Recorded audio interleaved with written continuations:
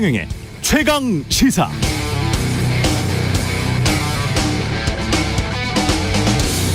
네, 지난 주말 KBS 9시 뉴스에 박진 외교부 장관이 출연했는데요. KBS 이재석 앵커가 첫 질문으로 일본 언론의 기시다 총리가 독도 문제와 위안부 문제를 언급했었다는 보도가 나왔었고, 이를 대통령실과 외교부는 전면 부인했는데 진실은 뭐냐고 물었습니다.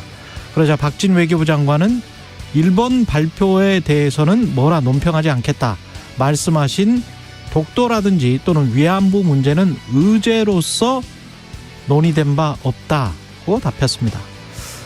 이상하죠? 의제로서 논의된 바가 없다. 그래서 이재석 기자가 재차 질문했습니다.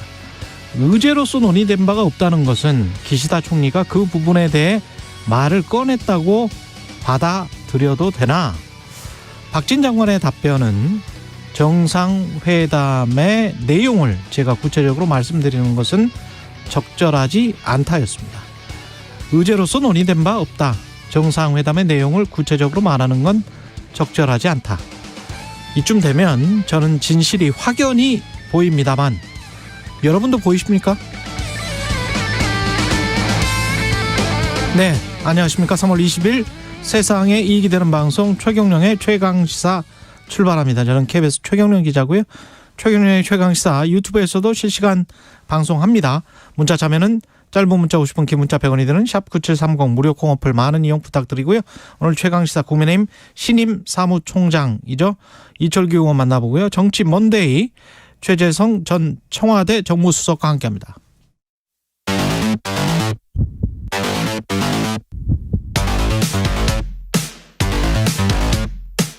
오늘 아침 가장 뜨거운 뉴스 언박싱.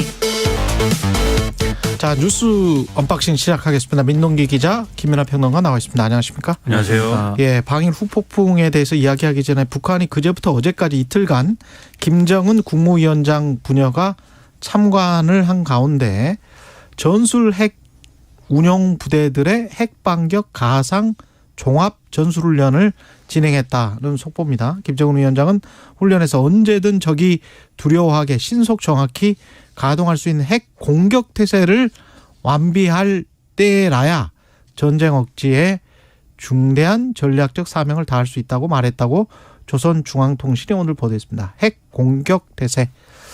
예, 그렇습니다. 예, 방일 후폭풍 이야기하죠. 예. 네, 지금 어제, 그러니까 지난 18일에요. 서울광장에서 610여 개 시민단체가 모여서 윤석열 정부 대일 외교 규탄 집회를 열었거든요. 이 집회에는 이재명 민주당 대표와 이정미 정의당 대표도 함께 참석을 했습니다. 근데 이런 분위기와 집권 여당과 대통령실은 조금 분위기가 많이 다른 것 같습니다. 많이 다르죠? 일단 외교 성과 띄우기에 집중을 하면서 여론전을 본격화하는 그런 양상인데요. 이동훈 대통령실 대변인이 이렇게 얘기를 했습니다. 외교가 상대의 마음을 열고 양자 또는 다자 관계에서 판을 바꾸는 것이라면 이번 방일 외교는 커다란 성공이다. 이렇게 자평을 했고요. 일본의 마음을 열었다. 그렇습니다. 그다음에 방일 일정 가운데 만난 일본 인사들의 발언을 전했는데 일본 호텔 직원, 주민, 공항 직원 등에게 박수를 받았다. 이 정도면 일본인의 마음을 여는데 어느 정도 성공을 하지 않았나 생각한다. 이렇게 얘기를 했습니다. 국내 부정적 여론에 대해서는 지역적 문제로 본다고 일단 화살을 돌린 그런 상황인데요. 국내 부정적 여론은 지역적 문제다. 그렇습니다. 근데 아무래도 지금 갈등의 불씨가 되는 건 오프닝에서도 말씀을 하셨지만 일본 교도통신과 NHK 등이 보도한 그런 내용 있지 않습니까? 예. 이를테면 기시다 총리가 윤 대통령에게 한일 위안부 합의의 착실한 이행을 요청을 했다. 그리고 독도를 둘러싼 문제에 대해서 일본의 입장을 밝혔다. 그리고 그 뒤에 나오는 얘기도 또 있습니다. 이를테면 초계기 레이더 문제라든가 후쿠시마 수산물 문제에 대해서도 일본 입장을 언급을 했다. 이런 보도들이 나오고 있거든요. 후쿠시마 오염수 방출도? 네. 그런데 이 문제에 대해서 오프닝에서 언급을 하셨던 것처럼 박진 외교부 장관이 KBS와 인터뷰에서 의제로서 논의된 바가 없다. 이렇게 얘기를 했고 그리고 김태효 국가안보실 1차장은 YTN의 인터뷰에서요. 회담에서 오고 간 정상들의 대화는 다 공개할 수 없다. 이렇게 얘기를 했거든요. 그러니까 아니다. 이렇게 얘기를 한 게 아니라 여러 해석을 나올 수 있는 그런 발언을 했기 때문에 이건 조금 문제가 있는 것 아니냐라는 그런 비판이 나오고 있습니다. 예. 그러니까 일본 언론들의 보도를 보면은 거의 기정사실화 돼 있어요 지금. 독도 문제하고 위안부 합의 문제를 기시다 총리가 거론했다. 그리고 이 일본 언론들의 보도의 소스는 지금 일본 정부 관계자거든요. 그렇죠. 예. 정부 관계자가 회담 내용을 설명을 그렇게 하고 있는 겁니다. 그러면 그렇죠. 우리 정부 입장에서는 이게 사실이 아니면 그건 사실이 아니다라고 명확하게 반박을 얘기를 해야죠. 해야죠. 그렇죠. 예. 근데 지난주에는 분명히 이제 아니다라고 얘기를 했는데 지금 이제 이 주말 새에 이 여론이 안 좋으니까 이 핵심 관계자들이 다 나와서 지금 언론 인터뷰를 하고 있는데 근데 의제로서 논의된 바 없다라고 하는 거는 기시다 총리가 그런 언급을 했다는 그 뉘앙스가 있기 때문에 예. 의제로서는 논의된 바가 없을 수가 있겠죠. 예. 그러니까 주말 새에 정부 관계자들이 다 나와서 얘기를 하는 걸 보면 했다는 게 전제예요 지금 답변이. 왜냐하면 예, 맞아요. 예. 김태효 1차장도 뭐라고 얘기했냐면 예를 들면 위안부 합의를 확실히 이행해달라는 요청을 했나라는 질문에 대해서 이 해법을 막 얘기를 합니다. 지금 이제 한일 위안부 합의의 결과물이었던 화해치유재단에 남아있는 돈이 56억 원이고 위안부 생존자들 47명 중에 35분에게 이미 지급이 됐기 때문에 남아있는 돈은 우리가 미래지향적으로 쓰면 된다. 그러니까 이게 어떻게 하면 된다를 얘기를 하는 거잖아요. 그리고 독도 거론했느냐라는 질문에 대해서 최근에 이 당국자들이 자신에게 독도 관련 얘기를 한 기억은 내가 알기로는 없다. 그게 정상회담에 대한 얘기는 아니지 않습니까? 그렇죠. 그래서 이 의제로 논의된 게 아니다와 이러한 발언의 간극은 뭐에 있냐면 결국 윤석열 대통령하고 기시다 총리가 독대를 하지 않았습니까? 2차를 한 거잖아요. 오므라이스 집에서. 거기서 무슨 대화를 했느냐. 이게 핵심인 거거든요. 그럼 지금 이 얘기는. 근데 일본 언론 보도를 봐도요. 의제로서 이 문제를 기시다 총리가 언급을 했다. 양 정상이 이렇게 예. 보도를 한 게 아니고 기시다 총리가 일본 정부의 입장을 윤 대통령에게 전달을 했다는 거거든요. 근데 그러면 우리 대통령은 뭐라고 답했나? 그렇죠. 아무 말도 하지 않았나? 그게 우리는 궁금하거든요. 그렇죠. 그래서 그 예. 두 사람의 그 자리에서 우리 대통령이 어떻게 이러한 이 발언이나 주장에 대해서 대처를 한 것이냐. 이거를 지금 묻고 있는 건데 근데 여기에 대해서 명확한 답을 하지 않는다라는 건 어떤 의미인 것이냐. 이 의문이 커질 수밖에 없는 거고요. 그리고 이게 뭐 예를 들어서 그러한 자리에서 이 분위기 좋은데 뭐 이 망치기 싫어서 뭐 말을 안 한 것인지 아니면 나름대로 답을 했는데 한일 관계에 영향을 주기 싫어가지고 지금 이제 공개를 안 하고 있는 것인지는 모르지만 오히려 그 자리에서 했다는 말 중에 공개되는 말은 우리 국민들이 보기에는 부처 적절치 않습니다. 왜냐하면 그 독대 자리에서 그 얘기를 했다는 거는 보도가 돼요. 대통령이 총리가 일본 정치인 중에 제일 술이 세다는데 사실이냐 이렇게 얘기했다는 건 보도가 되지 않습니까? 가십성이죠. 그렇죠. 예. 이런 얘기들만 보도가 되고 있어요. 그러면은 국민들이 볼 때 이 두 가지 보도를 종합을 해보면 기시다 총리는 그 독대 자리에서 일본의 국익을 관철시키기 위한 말을 한 것이고 대통령은 그 자리에서 뭔가 지금 말씀하신 대로 가십성의 어떤 이런 논란거리가 될 수 있는 그런 얘기만 한 거 아니냐. 얘기가 이렇게 되는 것이기 때문에 그게 맞냐. 대통령실이 거기에 관해서 우리가 어떤 답변을 했고 무슨 이야기가 오고 갔는지 기시다 총리가 이야기를 했을 때 우리는 듣고만 있었다라는 건 좀 말이 안 되는 거 아니에요? 그렇죠. 이런 민감한 문제에 그러니까 관해서. 아무리 어떤 뭐 친교의 자리 그런 예. 성격이라 하더라도 기시다 총리가 윤 대통령에게 했던 발언들 일본 언론을 통해서 전해지는 그런 내용들을 보면은 상당히 좀 의제성 있는 발언이지 않습니까? 그렇죠. 근데 여기에 대해서 윤 대통령이 어떻게 대응을 했다라는 전혀 안 나오고 있고 그리고 우리 정부 관계자가 국내 언론과 인터뷰하는 내용을 보면은 모호한 발언들만 하고 있거든요. 근데 이거는 친교의 자리에서 나온 얘기지 않습니까? 예. 근데 지금 오늘 동아일보 같은 보도를 좀 봐도요. 그 공동 기자회견 했을 때 기시다 총리가 옛 한반도 출신 노무자 문제라는 표현을 썼거든요. 강제 동원을. 그러니까 강제 동원이라고 하지 않고 옛 한반도 출신 노무자 문제라고 표현을 했는데 이 표현 자체가 강제 동원의 강제성을 부인을 하는 것이다라는 그런 비판이 나오고 있습니다. 당연하죠. 예. 예. 그리고 그래서 강제 동원에 했던 그 피해자의 아들이 오늘 동아일보와 인터뷰를 했는데 그 부분을 언급을 하면서요. 왜 윤 대통령이 이 문제에 대해서 수정을 요구를 안 했는지 모르겠다.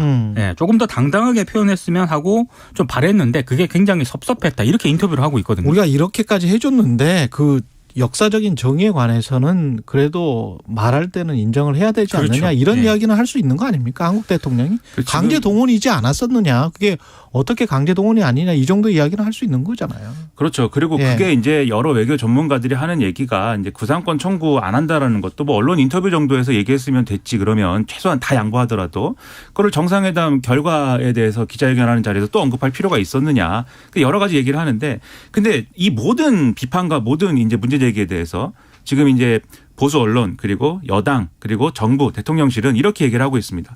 기시다 총리가 이제 한국에 올 것인데 이 적절한 호응을 기대한다. 뭔가 어쨌든 지금은 여러모로 뭐 안 좋은 상황이어서 그렇게 우리 입장에 이제 많이 기울어지지 못한 그러한 발언했다라고 하면 와가지고 좀 이 한일 관계 개선을 위해서 결단을 해달라. 그걸 기대한다. 이렇게 얘기를 하고 있는데 지금 쭉 말씀드렸잖아요. 이 독도 문제 그렇죠. 그다음에 후쿠시마 원전 오염수 배출 문제 있죠. 그리고 그걸로 끝나는 게 아니고 지금 뭐 예를 들면 역사적 문제와 관련돼 있는 사도광산 문제 이런 거 있죠. 이런 것들이 앞으로 남은 쟁점들이에요. 그러면 일본 총리와 일본 정부가 지난번에 정상회담 할 때 한국의 윤석열 대통령이 이러저러한 양보를 많이 했고 또 강제동원 배상 판결 문제를 아주 우리 입장에 화끈하게 김태호 1차장이 그랬습니다. 일본이 놀라할 정도였다. 예? 일본 입장이 다 관철된 것이기 때문에 거기서 놀랄 정도였다고 얘기했잖아요. 이렇게 해도 괜찮냐라고 오히려 그렇죠. 우리를 걱정해 줬다네요. 그렇죠. 일본이 그러면 그때 한국이 그렇게 해줬으니까 이 남은 문제에 대해서는 한국 입장을 배려해가지고 우리가 앞으로 이거는 다 한국 입장에 맞게 처리하자. 이럴 거냐. 지금 그렇지 않을 거라는 거를 일본 언론의 보도 태도와 일본 정부의 태도가 다 보여주고 있는 거고 그거에 대해서 우리가 너무나 무력한 모습을 지금 주말 새에 당국자들이 다 노출한 겁니다. 근데 한겨레 오늘 보도를 봐도요. 예. 정진석 전 국민의힘 비대위원장하고 김석기 전 사무총장이 윤 대통령이 일본으로 가기 전에 일본으로 먼저 방위를 했거든요. 예. 그래서 집권당 그렇죠. 의원들을 만났습니다. 예. 그때 좀 협조를 해달라. 성공적인 정상회담을 위해서 이렇게 얘기를 했다는 거예요. 그러니까 성공적인 회담을 위해서 협조를 해달라는 그런 요청이 뭐냐면 결국에는 일본 측의 어떤 성의 있는 그런 조치가 필요하다. 그렇죠. 그러니까 이를테면 강제동원에 대한 기시다 총리의 직접적인 사과 언급이라든가. 없었죠. 예, 일본 가해 기업의 배상 참여 아마 이런 거를 언급을 한 거 아니겠습니까? 없었죠. 근데 일본 자민당 지도부가 이런 요청에 뭐라고 얘기를 했냐면 일본은 일하는 방식이 스텝 바이 스텝, 그러니까 단계적 방식이기 때문에 고민을 하겠다 이런 취지로 답을 했다라고 하거든요. 근데 지금 그 뒤에 한일 정상회담에서 나온 얘기를 보면은 전혀 아니지 않습니까? 그렇죠. 그러니까 기시다 총리가 저는 혹시 뭐 이렇게 셔틀 외교 차원에서 방안을 한다 하더라도 이 기조에서 그게 바뀔 것 같지는 않습니다. 그러니까 스텝 바이 스텝이라는 의미도 제가 볼 때는 그 스텝 바이 스텝이라는 논리를 따라가려면 단계가 1단계에서 2단계, 3단계 이렇게 가는 게 스텝 그렇죠. 바이 스텝이잖아요. 근데 그 말의 정확한 의미는 추론하자면 지금 이제 예를 들면 보수적인 성향의 일본 전문가들도 뭘 지적하냐면 일본이라는 나라의 외교의 어떤 전략이라는 거는 예를 들면 계약서의 문구 하나하나를 따지고 이 문구의 의미를 확인해 가면서 하는 방식이지 저쪽이 통 크게 양보했으니까 우리도 한 번 양보한다 이런 방식이 애초에 아니라는 거예요. 스텝 바이 스텝의 의미는 아마 그 의미일 것으로 추정이 되는데 그렇다고 하면은 당연히 우리가 양보했으니까 일본이 그다음에 양보할 차례다. 이 계산법은 안 먹히는 것이죠. 양보한 내용이 이러저러한 내용이고 그건 우리 이익이다. 그리고 나머지 우리 이익에 대해서는 별도다. 이렇게 얘기하는 게 일본의 접근법이라는 거기 때문에 그러니까 이런 전문적인 어떤 어떤 식견을 놓고 봐도 우리의 기대가 충족되지 않을 가능성이 크다는 것이고 그 충족되지 않을 가능성을 그러면 최소한 대비는 해야 됩니다. 이 정부가. 근데 이 주말 새에 드러난 입장은 그 대비조차도 지금 안 하고 있는 거예요. 그러면 이게 걱정스러울 수밖에 없고 국민이 우려할 수밖에 없다는 거죠. 예, 다음 소식도 전해드리겠습니다. 어제 김기현 대표 취임 이후에 첫 고위당정 협의회가 열렸군요. 네, 그래서 방일 문제라든가 이런 문제에 대해서도 얘기를 했는데, 근데 주로 이제 논의가 됐던 거, 언론들이 주목을 했던 거는 주 69시간 논란이지 않습니까? 네. 이제 김대기 대통령 비서실장이 어제 이제 얘기를 했는데.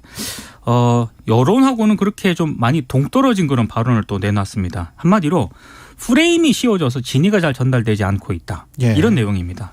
그래서 정부의 소통 홍보 문제 때문에 지금 논의가 이렇게 되고 있다. 그래서 이 문제가 소통 홍보 문제를 이제 부각을 하면서 앞으로 소통 홍보를 강화하겠다 이런 차원이거든요. 근데 여기에 대해서 일단 야당이라든가 지금 노동계에서는 여전히 정부가 지금 제대로 문제의 심각성이 뭔지를 제대로 파악하지 못하고 있는 것 같다라고 강하게 비판을 하고 있습니다. 그러니까 당정 협의라는 자리는 어쨌든 정부하고 당이 이제 핵심 현안에 대해서 논의를 하는 자리인데 그 자리에서 김대기 대통령 비서실장이 말씀하신 대로 이제 일종의 이제 홍보 문제 얘기를 하면서 그러면서 뭐라고 한 거냐면 각 부처에서 추진하는 정책은 반드시 당과 협의해서 예상되는 부작용을 사전에 거르는 노력을 강화할 것이다. 이렇게 얘기를 했다는 겁니다. 그리고 김기현 대표도 어떤 정책이든지 간에 한 번 발표되면 파급력이 매우 크고 때로는 취지와 다르게 자칫 다른 부분이 확대해서 해석될 수 있기 때문에 정책의 입안 발표 이전에 당정 대통령실 간에 충분한 논의와 토론이 선행돼야 된다. 이렇게 얘기를 했다는 거거든요. 근데 이 뉘앙스를 잘 봐야 되는 게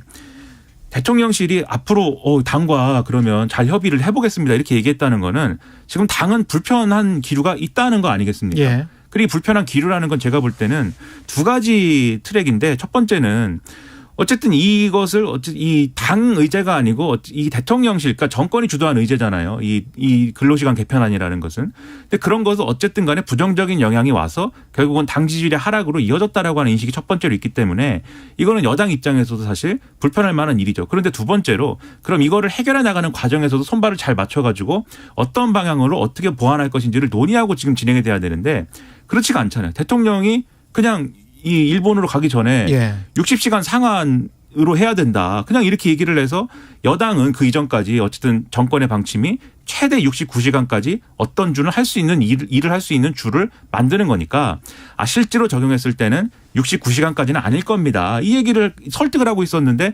60시간을 상한을 해야 된다는 얘기는 이게 또 안 맞는 거잖아요. 그러니까 이런 엇박자가 나오는 거에 대해서 부담을 느끼고 있다라는 게 여기서도 드러나는 것인데 어떤 논리를 만들어내겠죠. 그러니까 이게 노동계라든가 이른바 윤석열 정부가 좀 여론을 좀 들었던 MG 노조 쪽에서도 요구하는 내용을 보면 사실상의 전면 재검토를 요구를 하고 있다라고 보거든요. 근데 지금 정부 여당에서 나오는 얘기는 계속 일정 부분 보완하겠다. 홍보에 문제가 있었으니까 홍보를 강화하고 소통을 좀 강화하겠다 이런 차원이거든요. 근데 정부가 보완을 할 때 60시간을 일하더라도 정부의 주장, 애초의 주장처럼 뭐 69시간을 일하면 설사 69시간을 일해서 한 달간 쉴 수 있다. 그러면 저라도 할 것 같아요. 진짜로 쉴 수 있다면. 근데 있는 연차도 제대로 못 쓰는데. 못 쓰고 그렇죠. 제가 과거에 한 20여 년 전 일이긴 합니다만은 너무 일을 많이 했다고 나중에 이거 잘못하면 노동법으로 그 고발이 된다고 해가지고 돈을 일부 그 뱉어낸 경우도 있어요. 토해낸 경우도 있어요. 그 정도로 현장에서는 전혀 적용이 안 돼요. 이게 눈 가리고 아웅하는 것들이 있기 그러니까 때문에 이게 어려운 얘기가 아니고요. 네. 직장 생활을 해보신 분들은 누구나 다 공감하는 얘기죠. 이게 적용이 되면 한다니까요. 근데 그렇죠. 적용이 실제는 안 된다니까. 그렇죠. 그리고 만약에 지금 예. 말씀하신 것처럼 69시간 최대 일을 시켜놓고 나머지 기간 동안에 휴가를 쓰려고 하는데 이런저런 핑계로 그것을 휴가를 못 쓰는 상황을 만들었다라고 할 때 그 기업을 그러면 완전히 그러면 처벌할 수 있어요? 그렇죠. 처벌 못하지. 그렇죠. 예, 기업을 없앨 정도의 그러한 강력한 처벌이 수반되느냐 그 기대하는 사람도 아무도 없고 가능하리라 믿지도 않고 불가능합니다. 그건. 재계에서 그런 거 한다고 하면 재계에서 어떻게 나오겠습니까? 그렇죠. 그러니까 이게 과연 가능한 방안인지에 대해서 다시 한번 검토를 해볼 필요가 있는 것 같습니다. 60시간이든 69시간이든 그냥 일하다 마는 거예요. 실제 현장에서 그렇게 될 가능성이 굉장히 높습니다. 검찰이 이재명 대표 이번 주 내에 불구속 기소할 전망입니다. 그러니까 대장동 위례개발 특혜 의혹하고요. 성남FC 후원금 의혹과 관련해서 불구속 기소할 것으로 일단 언론들이 보도를 하고 있습니다. 이재명 대표에 대해서 구속영장 청구한 지 한 달여 만인데요. 다만 이번 기소에는 언론들의 관심을 모았던 화천대유 대주주 김만배 씨로부터 천화동인 1호 지분 일부를 약속을 받았다. 이 혐의 있지 않습니까? 이른바 428억을 약속을 받았다. 이 혐의는 포함되지 않을 것이다 라고 언론들이 보도를 하고 있습니다. 그러니까 검찰이 정진상 전 민주당 대표실 정무조정실장 등이 김만배 씨로부터 428억을 약속받는 과정에서 이재명 대표가 보고를 받거나 승인을 했다라고 의심을 하고 지금까지 수사를 진행을 해왔었는데 일단 언론 보도를 종합을 해보면은요. 김만배 씨는 물론이고 정진상 전 실장 등으로부터 유의미한 진술을 확보하지 못한 것으로 일단 보도가 되고 있습니다. 그래서 일단 이번 주에 대정동 위례개발 특혜 의혹, 성남FC 후원금 의혹과 관련해서 불구속 기소가 거의 뭐 확실시 되고 있습니다. 예. 뭐 불구속 기소가 된 이후에도 계속 이제 수사나 이런 것들이 진행되는 상황인데 지금 이미 재판은 일부 진행되고 있잖아요. 그렇죠. 예, 김용 재판, 정진상 재판 이런 거는 진행되고 있으니까. 그렇죠. 그 예. 재판 과정에 나온 어떤 발언이나 이런 뭐 상황에 대한 보도를 보면 아직도 그 선에서 못 나간 것 같아요. 아직 유동규 본부장의 진술 이상의 것은 진도가 안 나간 것 같은데 하지만 계속 뭔가를 이제 검찰에 시도를 하겠죠. 그리고 그걸 가지고 민주당은 자기들끼리 계속 싸울 것이고 그러다 보니까 뭐 문재인 전 대통령 말한 것까지 나와가지고 막 이렇게 갈등이 빚어지는데 저는 이것을 뭐 늘 말씀드리지만 국민 신뢰를 어떻게 확보할 것이냐의 문제이지. 민주당 입장에서는. 그렇죠. 그리고 예. 전직 대통령은 또 전직 대통령의 어떤 역할을 할 수 있도록 두는 게 중요한데 지금 이런 전직 대통령의 발언까지 다 지금 서로 싸우는데 이용하는 인상을 줘서는 그렇게 해서는 신뢰 회복이 어렵다. 그렇죠. 그 점을 돌아봐야 되지 않나 생각합니다. 예. 여기까지 듣겠습니다. 뉴스 언박싱 민동기 기자 김민아 평론가였습니다. 고맙습니다. 고맙습니다. KBS 1라디오 최경영의 최강시사 듣고 계신 지금 시각 7시 40분입니다. 최강시사 출근길 날씨 정보입니다. 오늘 아침은 특히 서쪽 지역 중심으로 많이 탁해 보입니다. 현재 안개와 먼지가 뒤엉켜 있고요. 오늘은 종일 미세먼지 농도 대부분 좋지 않은데 특히 서쪽이 더 나쁘겠고요. 서쪽은 현재 서울과 인천, 경기, 충남, 전북 등 일부 지역으로 초미세먼지 주의보까지 내려져 있습니다. 매우 짙은 안개도 주로 서해안과 서쪽에 드리워져 있고요. 오전까지 안개가 짙겠습니다. 수도권은 미세먼지 비상 저감 조치도 오늘 밤 9시까지 시행이 되겠고요. 주말쯤이나 돼야 쌀쌀해지겠고 그 전까지는 기온이 크게 높이 오르겠습니다. 오늘도 서울이 16도, 세종 19, 대구 강릉 20, 광주 21도 등을 기록하겠고요. 내일은 서울이 21도, 수요일은 최고 23도까지도 오르면서 대부분 금요일까지 기온이 꽤 높겠고요. 주말에 좀 쌀쌀해질 것으로 예상하고 있습니다. 건조특보도 전국 대부분 지역에 내려져 있습니다. 환절기 건강관리 신경 쓰시고요. 현재 서울 기온은 3.5도입니다. 최강시사 출근길 날씨 정보 최영우였습니다. 계속해서 이 시각 교통 상황입니다. KBS 교통정보센터 김민희 씨가 정리해드립니다. 네, 앞서 들으신 것처럼 먼지에 안개까지 더해져 시야가 답답한 곳들이 많습니다. 전조등 꼭 켜시고요. 앞차와의 거리도 넉넉히 두시기 바랍니다. 출근 정체가 빠르게 늘고 있습니다. 부산 외곽고속도로 창원 쪽으로 신어산 터널에서 있었던 사고는 처리 작업이 마무리됐지만 부근으로 더딘 흐름 남아있고요. 남해고속도로 순천 쪽으로 진례분기점 1차로에서도 사고가 났습니다. 부근으로 정체 시작됐습니다. 더 가서는 창원 2터널에서 북창원 사이로 정체 고요. 경부고속도로 서울 방면으로 안성분기점 부근 5차로에는 고장난 차가 서 있습니다. 그 밖에 수도권 제일순환고속도로 판교에서 일산 쪽으로 시흥휴게소 부근에서도 5차로를 막고 고장난 차를 처리하고 있습니다. KBS 교통정보센터였습니다. 오늘 하루 이슈의 중심. 당신의 아침을 책임지는 직격 인터뷰. 여러분은 지금 KBS 1라디오 최경영의 최강시사와 함께하고 계십니다. 네, 국민의힘 새 지도부 차례로 만나고 있습니다. 오늘은 신임 사무총장으로 임명된 이철규 사무총장, 이철규 의원 전화로 연결돼 있습니다. 안녕하세요, 의원님. 네, 안녕하세요. 반갑습니다. 이철규입니다. 예, 의원님 축하드립니다. 아유, 네, 부담스럽습니다. 그 사무총장 굉장히 중책인데 어떻게 이끌지 각오 한 말씀 해주세요.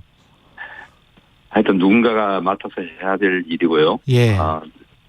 부담스럽지만은 무한한 책임감을 느끼면서 또한 우리 당이 잠시 혼란스러운 시간들이 있습니다. 이런 혼란을 빠른 시일 내에 수습하고요. 새로운 지도부가 그 당원들로부터 신뢰받고요. 또 지도부 상원의 화합하고 그 당원들께 안정감을 보여드리고요. 또 우리 국민들께 당이 좋은 정책으로 국민들의 삶을 뒷받침하는 책임 있는 집권 여당의 모습을 보이는데 모든 노력을 다 하려고 합니다. 네. 당원들의 뜻을 잘 받들고요. 또 그다음에 우리 지도부가 원활하게 일할 수 있는 뒷받침에 중점을 두고 일하려고 합니다. 예. 어제 첫 당정 회의를 가졌는데 어떤 이야기들이 오갔습니까? 특히 근로시간 개편안 관련해서 논의가 좀 있었죠? 네, 있었습니다. 예. 어저께 대변인이 어저께 좀 발표를 한 것처럼 예. 어저께 근로시간 제도 개편의 문제라든가 또 그다음 우리 한일 정상회담 또 그다음에 남부 지역 가뭄이 극심하지 않습니까? 그렇죠. 극심한 남부 지역의 그 가뭄 대책이라든가 또 그다음에 요즘 금리가 갑자기 급격하게 많이 올라가지고 인생이 어려움이 가중되고 있습니다. 이렇게 금리의 안정 문제, 또 난방비, 전기요금의 문제, 이런 민생 대책에 대해서 심리 깊은 대화가 있었습니다. 예, 근로시간과 관련해서는 어떤 논의가 있었나요? 네, 근로시간 조정 문제는 예. 어떤 경우든 근로자들의 그 선택권이 존중돼야 되고요. 예. 그다음에 이 휴식권과 건강권이 이렇게 보장되는 이런 탄력 근무제도로 만들어져 나가야 된다. 여기 이런 방향으로 뜻이 모아졌고요. 네. 좀 일부터 잘못 알려진 부분들도 상당히 많습니다. 그런 부분에 대한 오해, 불식도 예. 뒤따라야 된다. 이런 대화들이 오고 갔습니다. 그러니까 노동 시간은 유연하게 조정하지만 분명히 휴식권도 보장하는 그쪽 방향으로 네, 개혁이 돼야 되겠다. 네, 그렇습니다. 근로시간, 전체 근로시간 연장은 있을 수 없는 일이고요. 예. 네. 그렇습니다. 그렇지만 이제 노동의 공급과 예. 수요가 미스매칭되는 부분들이 많잖아요. 예. 네, 그럴 때 서로 어떤 경우는 이 노사 간의 합의하에서 시간의 전체 근무 시간의 연장이 없는 범위 내에서 합의하에 동의하에 탄력적으로 일할 수 있는 노동의 유연성 이런 것을 뒷받침하기 위한 제도였는데 예. 이게 조금은 잘못 알려진 부분들도 있었습니다. 그런 부분에 대한 논의가 있었습니다. 잘못 알려졌다. 근데 이제 공무원 같은 경우는 거의 비슷한 제도를 운영을 했는데 사실은 네. 제대로 쉬지는 못했었잖아요. 연차휴가 못 가고. 그래서 한번 해봤는데 그게 안 되는 게 좀 자명한데 이게 지금 실질적으로 운영이 그렇게 될까요? 유연하게 하지만 그러나 휴식권은 네. 보장하는. 그래서 이제 그런 것은 이제 입법 예고 과정에서 예. 다양한 이제 이해당 당사자들의 예. 의견을 수렴 중에 있으니까요. 예. 그건 최종적으로 안이 확정될 때까지 이제 많은 이해 당사자의 의견을 수렴해가지고 예. 이 안이 완성될 겁니다. 특히나 국회를 통과해야 되는데 야당의 동의 없이 가능하겠습니까? 네. 한일 정상회담에서 기시다 총리가 위안부 문제하고 독도 관련해서 이야기를 했다는데 지금 대통령실은 강력하게 부인하고 있습니다마는 외교부 장관은 KBS와의 인터뷰에서 의제로 논의되지는 않았다. 이거는 기시다 총리가 말을 했다는 이야기 아닙니까? 네. 제가 현장에 있지 않아서 모르겠습니다. 예. 하지만 외교부의 관계자들은 늘 어느 나라든 외교적인 수사를 쓰잖아요. 예. 그런데 대통령실에서도 아니라고 이미 밝힌 바와 같이 제가 알기로도 전혀 논의된 사실이 없습니다. 그런 걸 마치 있었던 것처럼 우리 국민들의 그 반일 감정을 자극시키기 위해서 이렇게 누군가가 질문의 형식으로 이렇게 의혹을 제기하는 것은 책임 있는 정당에 또는 공직에 있는 사람들이 해서는 안 될 말이라고 생각합니다. 특히 야당 국회의원들께서도 예. 어찌 보면 공직자 아닙니까? 예. 정의 한 축을 담당하는 야당의 구성원인데 그런 분들이 있지 않는 사실을 또 확인되지도 않은 사실을 가지고 마치 있었던 것처럼 의혹을 제기하면서 국민들을 이렇게 자극하는 것은 결코 바람직하지 않다. 국익에 도움이 되지 않는다. 이렇게 생각을 합니다. 없었습니다. 네.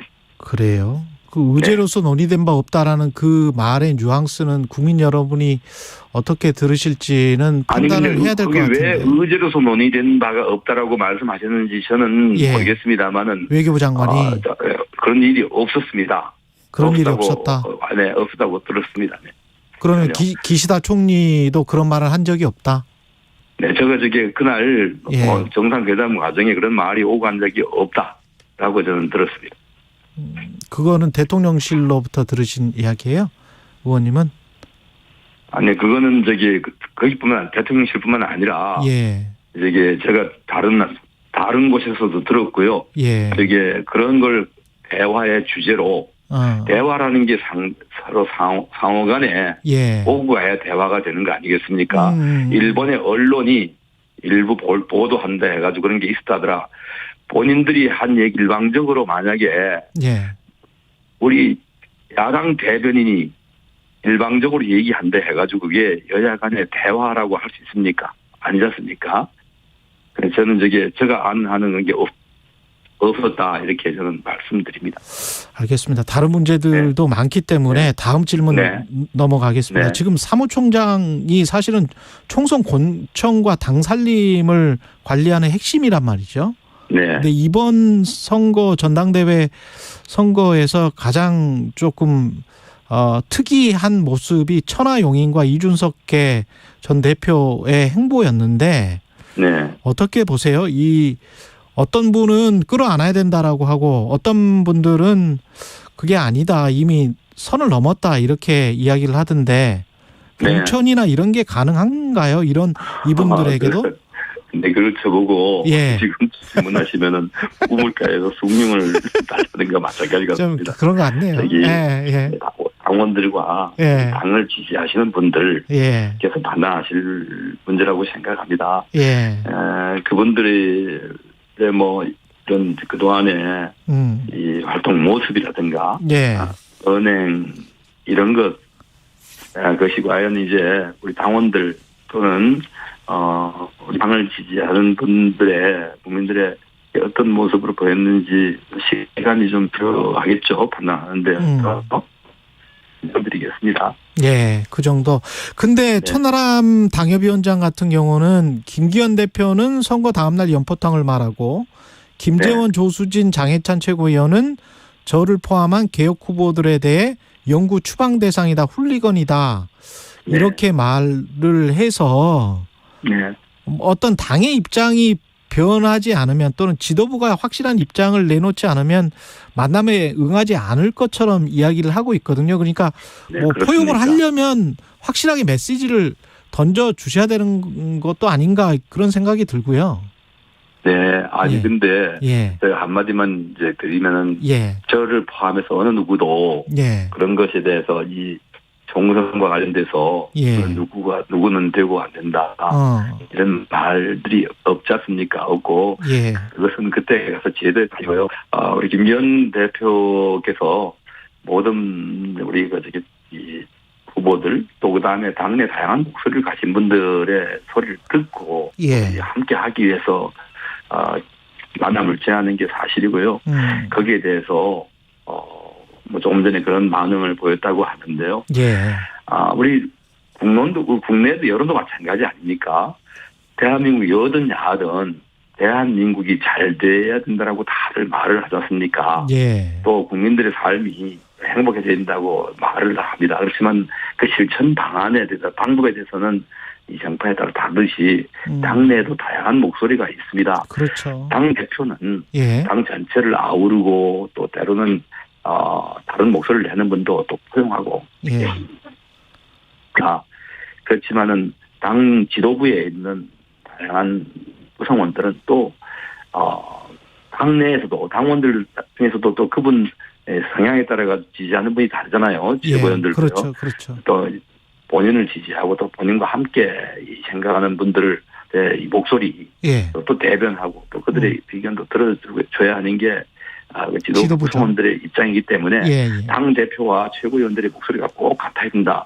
그래야만 된다라고 하는 것은 그런 생각이라면은 그분들이 주장하는 우리 당의 당론과 배치되고 우리 당의 전체 구성원 다수의 목소리가 배치되는 행위를 하는 것이 용납이 되겠습니까? 안 되죠. 그 말씀도 맞네요. 그렇게 좋겠습니다. 지금 신임 사무총장이 보는 내년 총선 공천의 첫 번째 조건, 1조건 같은 게 있습니까? 아니 뭐 저가 개인의 생각이 아닙니다. 개인의 생각이 아니고 이런 당무가 한 개인의 생각, 자기의 뜻이 강조되면은 그거는 탐식하지 않고요. 늘 우리 대한민국 정당사에서 이 반복되어 왔던 이런 폐해란 게 있지 않습니까? 이것이 최소화되고 그런 것이 없어지고 국민들이 바라는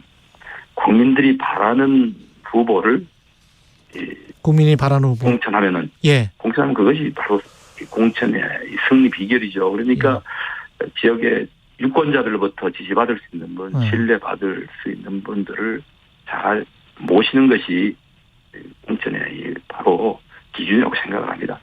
차기 원내대표 곧 있으면 뽑을 것 같은데 당에 필요한 원내대표는 어떤 사람이라고 보세요? 원내대표는 아무래도 원내에서 야당과 최전선에서 대화하고 야당을 상대한 분 아닙니까? 원내 의원들, 국회의원들의 이 대표입니다.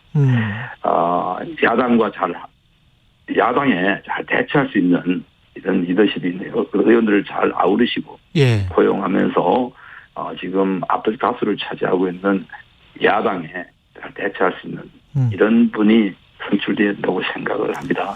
또 그리고 예. 그러한 일들이 자기 개인의 어떤 정치적 입지보다는 전체 당, 우리 당과 또 그다음에 나라를 위해서 도움이 되는 알겠습니다. 이런 일을 헌신할 수 있는 분이 되겠습니다. 예, 여기까지 듣겠습니다. 국민의힘 네. 이철규 사무총장이었습니다. 고맙습니다. 네.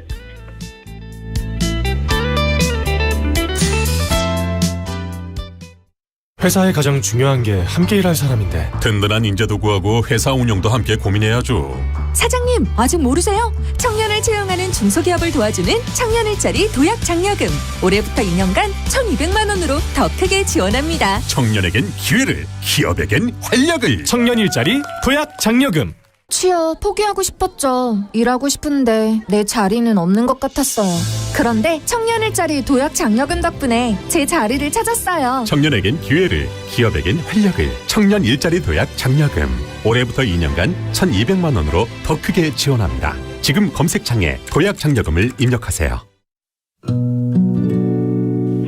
나중에 안 일이지만은 남자아이였고요. 역시나 10살짜리더라고요. 그래서 그 아이를 꺼내가지고 덜것에 옮겨서 이렇게 구급차로 이송을 했는데, 그래도 저희가 한국구조대가 현장에 빨리 도착을 해서, 한 명의 생존자를, 그것도 어린 남자아이를 구할 수 있는 것 같았습니다.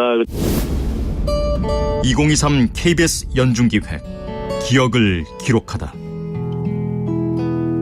현장이 일단은 참 뭐라고 말하기 힘들 정도로 다 무너져 있는 상태고요. 뭐 도로나 이런 것도 거의 막혀 있어서 우회하고 돌고, 첫날 유가족들의 간곡한 부탁으로 차마 송기를 뿌리칠 수가 없더라고요. 그래가지고 시즌 수습을 한 2구 정도 해서 바로 인근 가족들한테 인계를 한 적이 있습니다. 조금만 더 일찍 도착을 했었으면 뭐 그분들도 좀 이렇게 생존자로 구조를 할 수가 있었을 것 같은데, 그래도 저희는 한 명이라도 더 생존자를 구하기 위해서 현장에서 또 여기저기 또 구조해달라는 그런 제보들이 많아가지고 뭐 다른 거 뭐 생각할 저릴이 없었습니다. 저희가 여기저기 막 다니느라고 진짜 정신없이 보냈습니다. 튀르키예 긴급 구호대원으로 다녀온 양영한 소방경은 기억합니다. 28년 전 삼풍백화점 붕괴 현장에서 마지막 생존자를 구했습니다. 이후로 천직이 돼버린 구조대원. 그 어떤 재난보다 더 무서웠던 것은 소중한 생명을 미처 살리지 못한 것이었습니다. 수많은 공포 속에서도 혼신의 힘을 다한 구조활동은 수많은 기적을 만들어냈습니다. 당신과 대한민국의 기억, KBS가 기록합니다.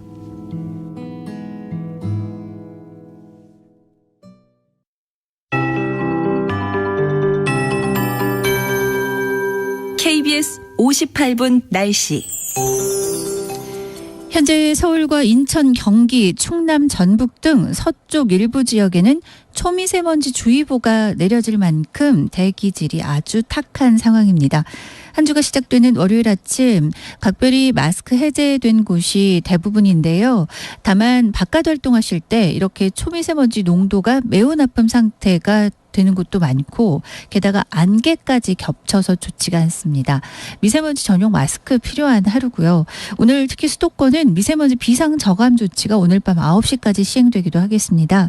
미세먼지 농도 오늘 대부분 농도가 높은데 특히 서쪽으로는 종일 나쁨 상황이고요. 오전에 일부 동쪽은 일시 나쁨, 특히 오전 중에 서울과 경기 남부는 지금처럼 붉은색 매우 나쁨 상황에 이르겠습니다. 그리고 오늘 안개가 무척 심합니다. 서쪽 지역 중심으로 매우 짙은 안개가 껴서 오전까지 유지되겠습니다. 각별히 교통안전에도 신경을 쓰셔야 되겠습니다. 전국 대부분 건조주의보 내려진 가운데 대기는 매우 건조하고요. 내일과 모레 제주도에 비 예보가 있는데요. 전국적인 비 예보는 이번 한 주간은 들어있지가 않습니다. 일부 지역으로만 비가 주 중반에 좀 지나겠고, 기온도 높이 오르면서 서울이 16도, 대구 강릉 20, 광주 21도 등을 오늘 기록하겠고요. 이번 주 중 내내 기온이 크게 오르 모르겠습니다. 지금 서울 기온 5도입니다. 최영우였습니다.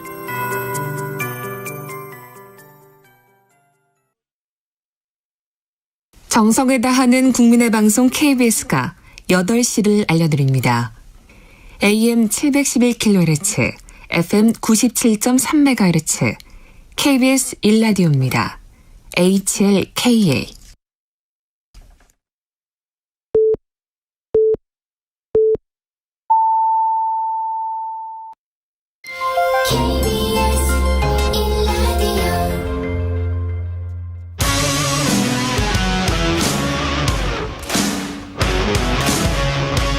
오늘 하루 이슈의 중심 최경영의 최강 시사.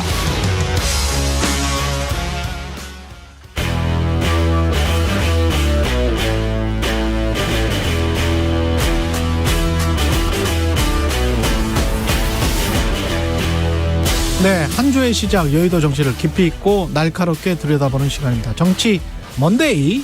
예, 오늘은 최재성 전 청와대 정무수석과 함께하겠습니다. 안녕하십니까? 안녕하세요. 예, 이 한일 정상회담 성과를 알리는데 지금 대통령실은 주력하고 있습니다만은 여론은 별로 그렇게 좋은 것 같지는 않습니다.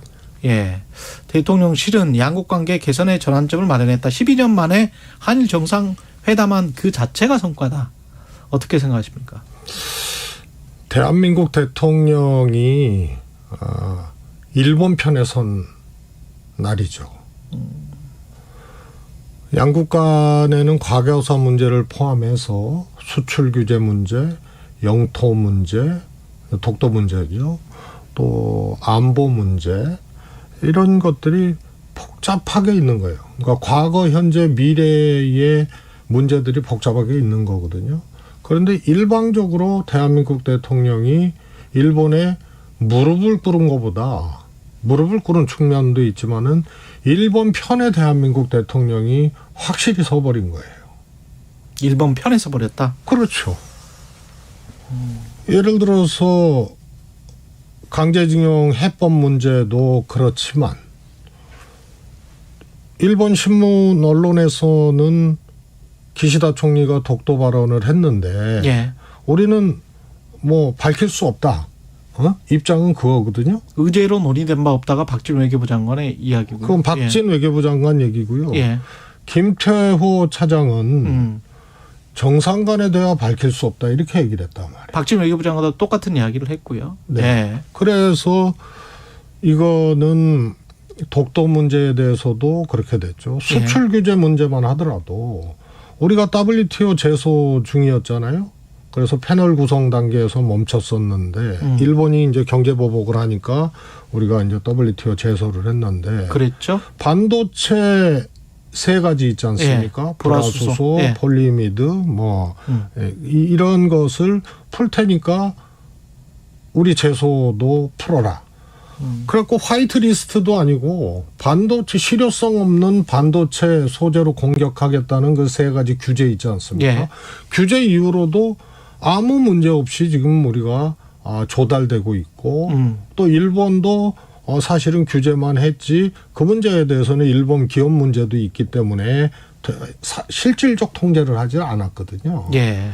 그런데 그거하고 WTO 제소하고 맞바꿔 버렸어요. 그러니까 화이트리스트 배제는 남아있는 거죠. 예.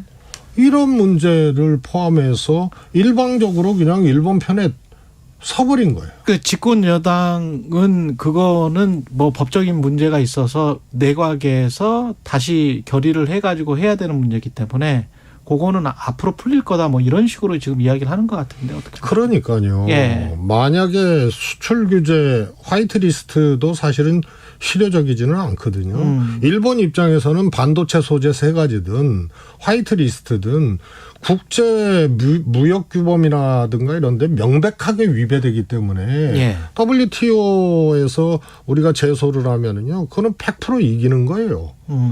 국제 이 분업 체계라든가 무역 질서라든가 이런 것들을 파괴한 거기 때문에 예. 그래서 그거는 강제징용 문제로 다시 말해서 양국 간의 뭐 과거사 문제이기도 하지만 정치적 문제로 경제규범을 침탈한 거기 때문에 그렇죠. 그거는 일본이 이길 수가 없는 거거든요. 그런데 화이트리스트라는 것이 더 커요. 그거는 뭐 이 분야도 많고 그렇죠. 굉장히 큰데 이거는 이후에 그냥 우리가 WTO 제소를 놔버리면 이거는 일방적으로 끌려가는 거예요. 일본 마음이에요, 이거는. 화이트리스트에 우리를 다시 놓느냐 안 놓느냐. 그렇습니다. 그런 지금처럼 이제 품목별로 허가를 하느냐 마느냐 뭐 이런 거가 되겠죠. 그렇습니다. 그래서 뭐 일본이 그거를 뭐 화이트리스트 배제를 철회할 수도 있겠으나 그것도 여러 품목이 있기 때문에 일본에게 그냥 그것도 키를 준 거예요. 칼자를 주고 이걸 그랬다. 외교나 협상으로 보기 어려운 거죠. 예. 근데 어제 이도훈 대변인은 역사의 큰 흐름이나 국제 질서의 큰 판을 읽지 못하고 너무 지역적 문제를 제기하거나 과도한 용어로 정치 쟁점을 만들려고 하는 게 아니냐. 뭐 이렇게 지금 윤석열 대통령의 머릿속에는 한일 관계에 있어서 무엇이 입력돼 있는지는 모르겠으나 적어도 과거로 얘기하면은 친일적 시각이고요. 아무리 좋게 얘기해도 일본에 우선 내주고 모든 것을 내주고 그다음에 양국 관계 개선하자. 이것이 박혀 있는 거예요. 그런데 과거사의 문제는 우리의 역사고 어떻게 보면은 민족적 이제 자존심의 문제이고 또 현재에 또 충돌하고 있는 여러 가지 난제들이 있거든요. 한일 간에. 이것이 또 미래를 규정을 합니다. 이 복잡하고 어려운 문제를 일시적으로 차라리 기다리는 것이 낫지 일시적으로 이것을 다 놔줬기 때문에 무엇이 편협된 것이고 무엇이 보다 더 미래지향적이고 큰 틀의 안목인지는 거꾸로 얘기하고 있는 거예요. 근데 무엇보다 독도를 기시다 총리가 언급을 했다는 NHK의 보도가 있었는데 어떤 방식으로 어떻게 언급을 했는지는 일본 입장에서 분명히 뭐 다케시마 운운했을 거란 말이죠. 근데 관련해서 박진 외교부 장관은 의제로서 논의된 바는 없다. 이거는 기시다 총리가 그런 말을 했다라는 걸 인정하는 것 같은데 이게 만약에 그렇게 되면 나중에 어떻게 되는 겁니까? 이게 우리한테 어떤 점에서 불리한 거예요? 이 독도를 둘러싸고 영토 분쟁이 있잖아요. 우리는 이제 분쟁화 시키지 않기 위해서 조용한 정책을 기준으로 해왔단 말이에요. 그렇죠. 70년 동안 실효적 지배를 했기 때문에. 어차피 우리 땅이니까. 일본이 여기에 자꾸 이제 불을 지르려고 하는 것이거든요. 그런데 말이에요. 이 주장. 과거에 이명박 대통령이 이 후쿠다 야스오 총리를 만났을 때 교과서 지침서 일본의 교과서 지침서에 독도는 다케시마는 일본 땅이라는 것을 수록하지 않을 수 없다라고 얘기를 하니까 이명박 대통령이 지금은 아니다 기다려달라 이랬다고요. 그랬죠. 그래서 난리가 났어요. 그런데 당시에 이명박 청와대 해명은 그거는 처음에는 부인하다가 나중에 일본에 있는 미국 대사관의 이 문서가 공개가 됐어요. 맞습니다. 그래서 그때 홀드백이라는 표현, 다시 말해서 연기해달라, 기다려달라라는 거를 했다는 이제 일본 대사관, 주일 미국 대사관의 자료가 나왔어요. 그러니까 당시 이명박 청와대에서는 그거는 기다려달라가 아니고 홀드백의 또 다른 뜻. 사실은 잘 안 쓰는 뜻인데 자제해달라. 이런 뜻으로 했다라고 변명을 했었거든요. 차라리 그게 나아요. 다툼의 여지라도 있으니까. 어감이 조금 좀 달랐다. 이렇게 이제 주장을 할 수 있었다. 이명박 대통령은 자제라는 표현을 쓴 거고 그런 뜻으로 기다려달라고 한 거고 일본은 좀 연기해달라는 또 이렇게 충돌을 하는 거 아니에요? 그렇죠. 그러니까 뭐 할 말이라도 있는 거예요. 그거는 변명이라도 할 수 있고. 그런데 지금은 기시다 총리가 얘기한 거에 대해서 아무런 반론을 안 했거나 혹은 침묵하고 있었으면은 이거는 변명이나 피해 나갈 방법도 없는 거예요. 그러면 이게 무슨 문제로 가느냐. 일본은 자기네 땅이라고 하잖아요. 다케시마라고 하고 우리는 우리 땅이라고 하는 거예요. 실효적 지배를 할 뿐이고.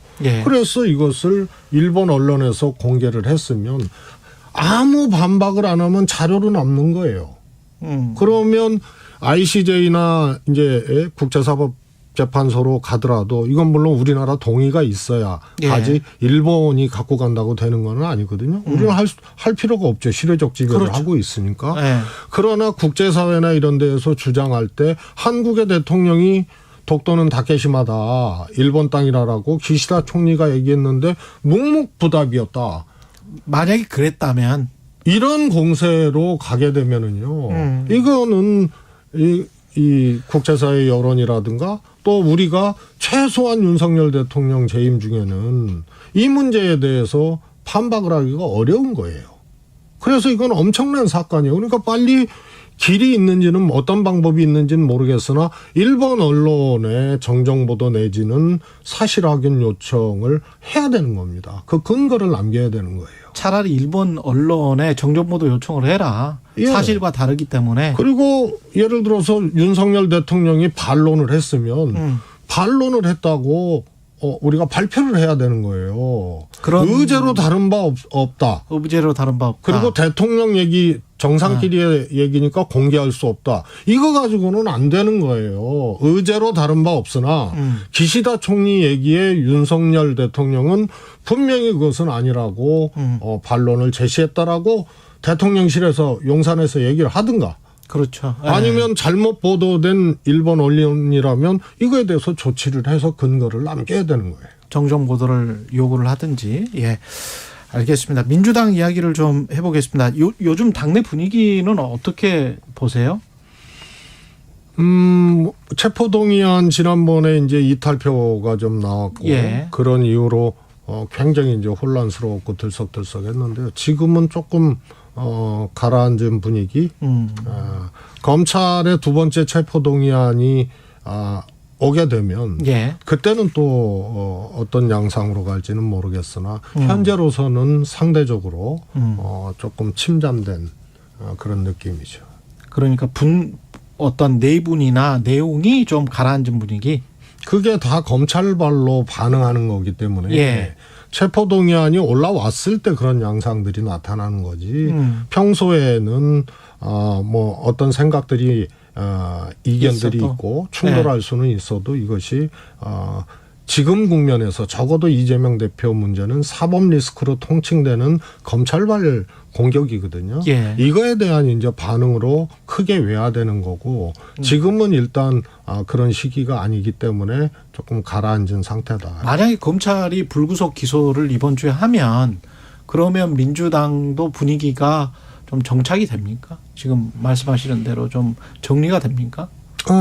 정리가 된다고 보기는 어렵죠. 그렇습니다. 왜냐하면 총선이라는 게 있기 때문에 이재명 대표 체제로 총선 치르기 어렵다. 예.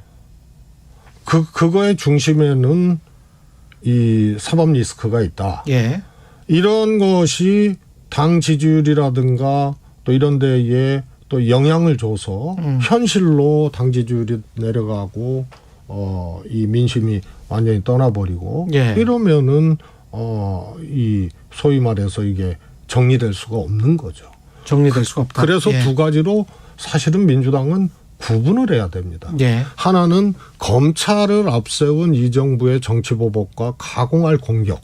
그리고 누가 봐도 저거는 지나치고 죄를 만들어가는 법기술이 작용한 거지. 예. 검찰이 처음부터 대한민국 떠들썩하게 만들었던 대장동, 뇌물, 정치자금 이거는 다툴 여지도 없는 거예요. 배임으로 갔거든요. 그리고 성남FC가 주종목이 됐어요. 예. 그러면은 이런 것에 대해서는 결연히 똘똘 뭉쳐서 싸워서 막고 그런데 과거의 민주당 대표나 저쪽도 마찬가지예요. 총선이라든가 선거를 앞두고 사법 리스크 없는 이재명 대표처럼 검찰 수사하거나 구속영장 청구하거나 이런 게 없는 그런 대표도 물러난 사례가 있거든요. 예. 그럼 선거 앞두고 당대표가 왜 물러났냐. 그 대표로는 민심이 안 오고 지지율이 확보가 안 되고 이 필패가 예상되고 이길 수 없으니까 당사자도 못 버티고 사퇴하는 거예요. 그리고 사퇴 안 하더라도 이 당으로 안 되겠다 싶으면은 열린우리당을 마지막 당대표가 정세균 대표였는데 열린우리당을 해산했어요. 열린우리당으로 안 되니까. 결국 민심과 지지율이다. 민심과 지지율입니다. 그래서 네. 검찰의 공격은 이거는 턱도 없는 거고 정말 이건 전대미문의 공격이에요. 그래서 이 검찰을 앞세운 검찰공화국 윤석열 대통령의 정치보복이라고 의심할 수밖에 없는 상황들이 기형적으로 지금 전개되고 있기 때문에 이거는 똘똘 뭉쳐서 맞고, 기소 이후에도 민심이 회복되지 않고 이재명 체제로는 총선 치르면 필패다. 예. 그러면은 그거는 서면. 이재명 대표도 못 버티는 거예요. 예. 이거를 두 가지를 구분해서 민주당이 대응을 해야 됩니다. 문재인 전 대통령이 이런 이야기를 했다고 합니다. 박지원 전 국정원장을 만나서 이재명 대표 외엔 답이 없으니 단합해야 한다. 그런데 박용진 의원이 문재인 전 대통령과 나눈 대화 내용을 공개를 했는데 여기에서는 달라지고 결단하고 화합하면 국민 신뢰를 얻을 수 있다. 달라지고 결단하고 화합하면 국민 신뢰를 얻을 수 있다. 이재명 대표 외엔 답이 없으니 단합해야 한다. 약간씩 뉘앙스가 차이가 있는 것 같고 특히 결단에 관해서는 다양한 해석이 나오는데 어떻게 보세요? 그거는요. 예. 아주 간단해요. 문재인 대통령이 민주당 당대표에 대해서 결단하라고 얘기할 리가 없어요. 그렇지 않습니까? 예. 민주당 출신의 대통령이에요. 민주당이 배출한 대통령이 뭐 다른 거 뭐 민주당 내에 비명계 의원들의 주장도 있고 예. 또 친명계 의원들의 주장도 있는데 이것에 한쪽 편에 민주당 출신 문재인 대통령이 편승하는 발언을 할 이유가 없는 거예요. 예. 그다음에요. 앞에 단합하 이재명 대표의 대안이 없다는 것은 주어가 사람이에요. 이재명이에요. 예. 뒤에는 결단은 주어가 민주당이에요. 아, 민주당이 결단하지 않으면 네. 앞에는 이재명의 대안이 없다. 이재명 사람입니다. 뒤에는 민주당이에요. 그런데 이것을 대표 문제로 갖다가 붙이는 것은 일대일로 그 두 붙이는 건 가지 말이 안 된다. 이유에서 네. 말이 안 된다. 하나는 이재명이 주체고 하나는 민주당이 주체고. 그다음에 문재인 대통령이 어느 한쪽의 주장에 편승할 아무런 이유가 없는 거죠.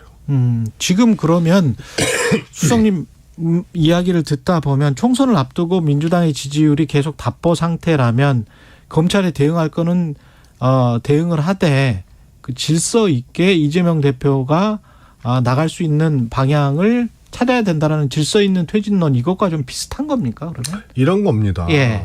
그게 다 민주당 스스로를 족쇄를 채우고 어렵게 만드는 일종의 신호탄과 같은 것이 퇴진이라는 두 글자입니다. 아, 그래요? 질서 있는 퇴진이든 예. 당장 결단이든 질서 있게 퇴진하자는 말이 수용되는 순간 당대표는 식물대표가 되는 거예요. 그런데 총선을 앞두고 있거든요. 예.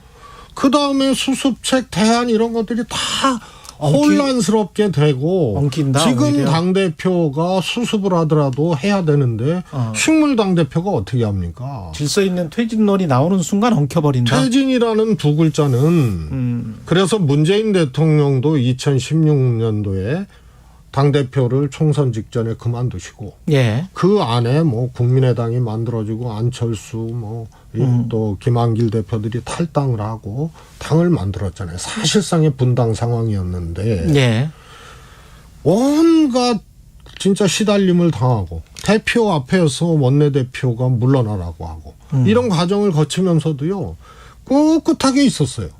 그리고 당대표직을 내려놓고 김종인 비대위원장 체제가 들어섰잖아요. 예. 어느 날 갑자기 그렇게 한 거예요.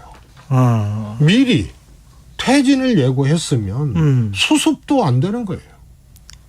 그래서 퇴진이라는 두 글자는 이거는 입 밖으로 낼 필요가 없고 질서 있는 퇴진은 아마 그 말이 통용되고 아마 다수에게 예를 들어서 이것이 공감대를 얻는 말이 돼버리면 예. 더 걷잡을 수 없는 나락으로 들어가는.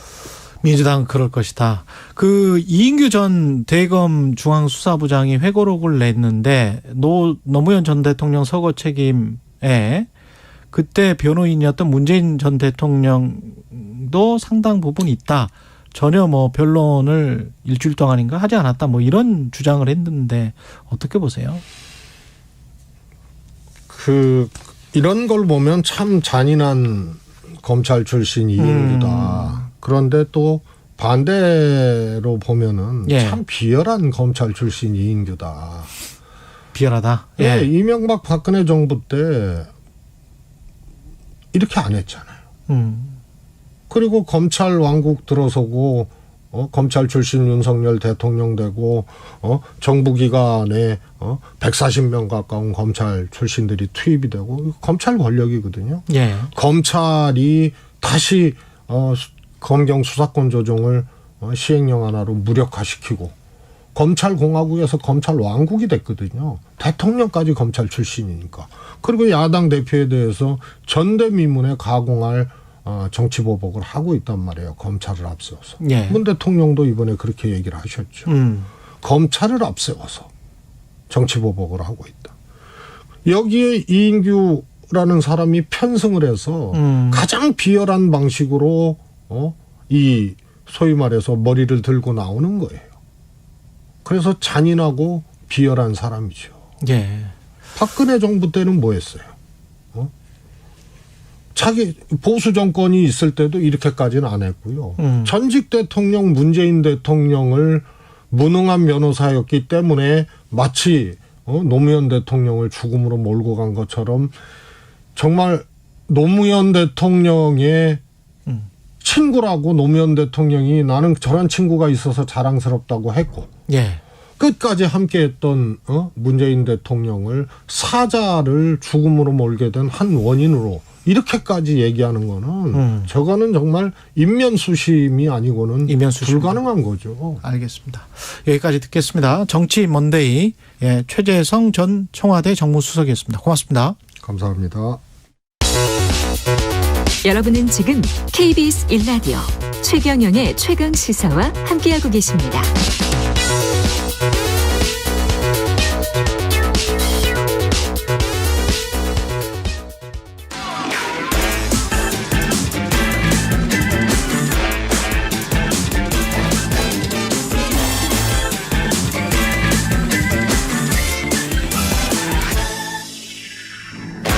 네, 최경영의 최강시사 한반도 뉴스 오늘은 오마이뉴스 곽우신 기자와 함께하겠습니다. 안녕하십니까? 네, 안녕하세요.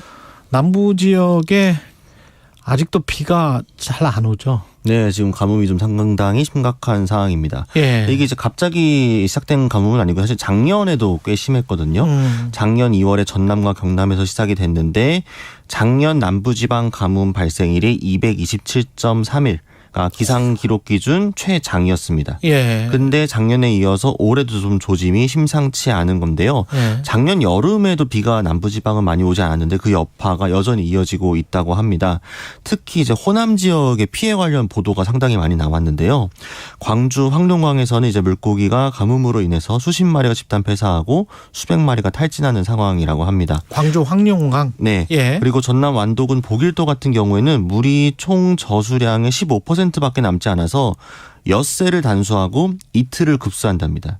엿새를 단수를 해요? 네, 이게 반대여도 사실 상당히 심각한 건데 예. 엿새를 단수를 하고 이틀에 몰아서 이제 급수를 해서 모아서 쓰고 있는 상황이라고 하고요. 섬지역이 특히 이제 물이 원래 좀 부족하니까. 네. 부족하죠. 네, 그래서 지금 세숫물도 버리지 못하고 재활용할 정도로 상황이 심각하다고 하고 또 완도 같은 경우에 일부 학교들이 급식 메뉴를 또 바꾸고 있다고 합니다. 설거지에 물이 좀 안 들어가는 메뉴들로 바꿔서 급식을 할 정도로 좀 상황이 심각하다고 합니다.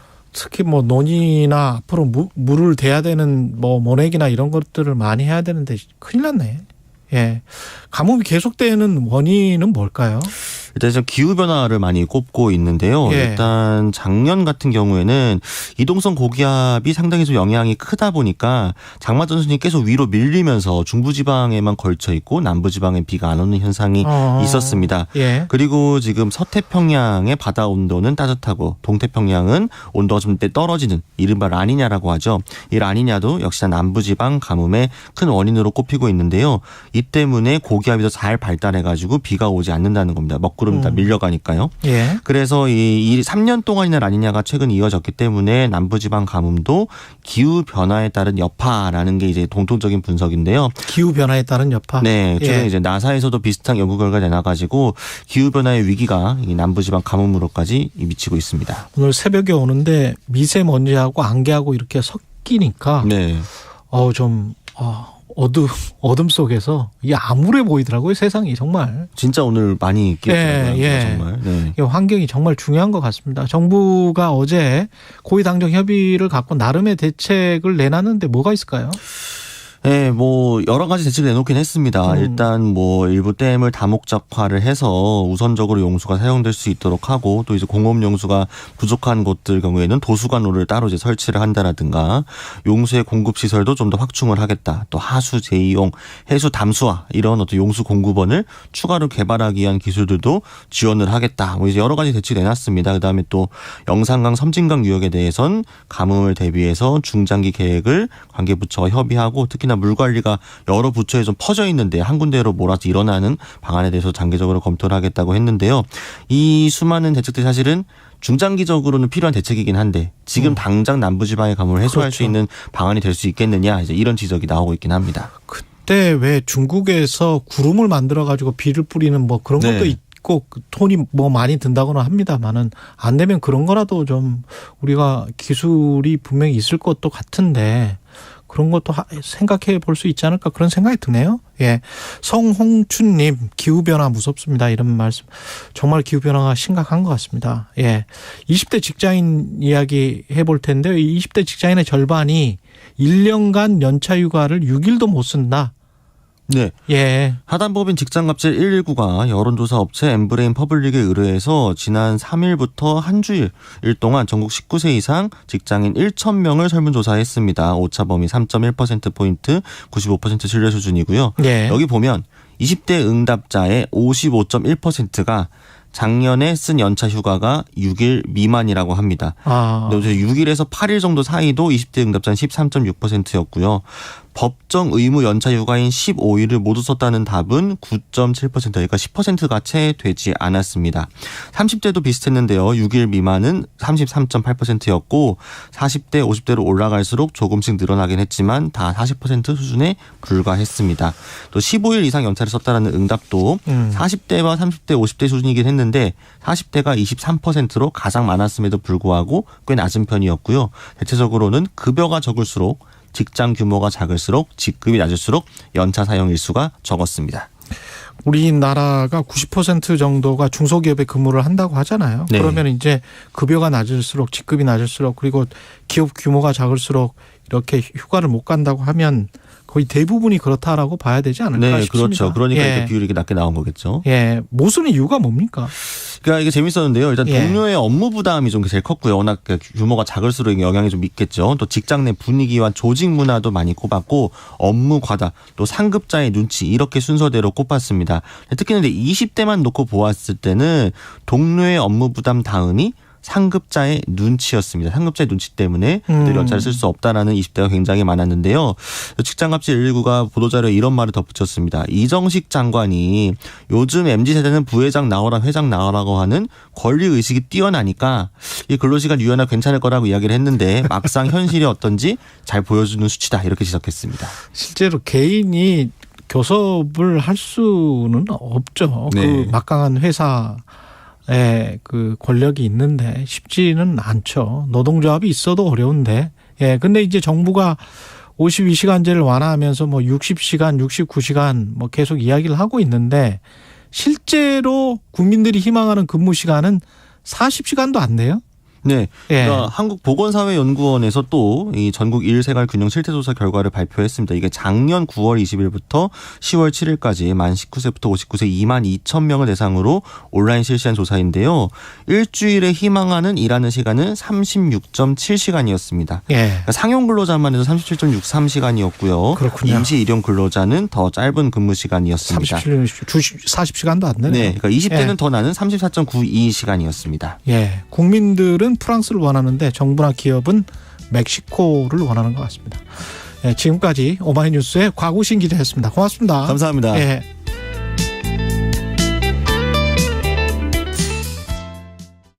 잠시 후 8시 반부터 일부 지역국에서는 해당 지역 방송을 보내드립니다. Welcome to my world. Won't you come on in?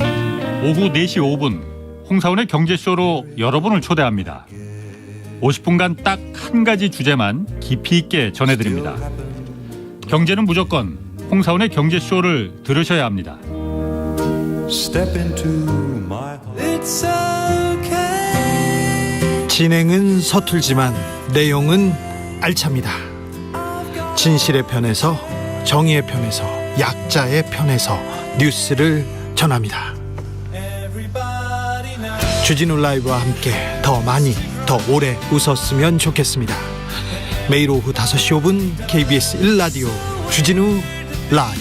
지금 시각은 8시 30분입니다. KBS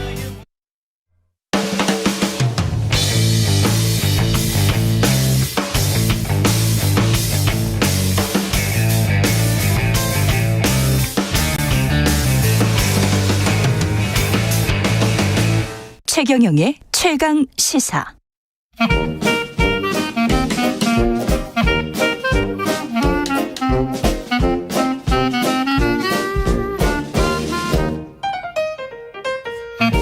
네, 최경영의 최강시사 월요일은 경제합시다 코너가 있는 날이죠. 서강대학교 경제대학원의 김영익 교수 나와 계십니다. 안녕하십니까? 예, 안녕하십니까? 예, 오늘은 무역 수지, 무역 적자 이야기를 해야 되는데 그거 하기 전에 지금 뭐 사람들 금융시장에 관심사는 UBS가 크레딧 스위스 CS를 인수 합병하기로 결정을 최종적으로 한 것 같습니다. 그죠? 예, 그렇습니다. 뭐 월요일마다 급한 소식들이 많이 나오네요. 금융시장이 참. 그만큼 세계 글로벌 금융시장이 불안하다는 건데요. 말씀하신 것처럼 UBS가 크레딧 스위스를 32억 3천만 달러, 우리 돈으로 하면 4조 2천억이 현재 환율로 하면 조금 넘는 것 같습니다. 4조 2천억. 그거 인수하기로 결정을 했습니다. 그래서 UBS가 이렇게 인수한 거는 스위스 정부뿐만 아니라 미국 정부 힘이 좀 컸던 것 같습니다. 중개 역할이요. 그만큼 글로벌 금융시장이 불안하다는 거죠. 연준이 뭐 어떤 작용을 한 겁니까? 예, 아마 연준의 미국 정부의 압력도 있었던 것 같습니다. 압력도 좀 있었어요.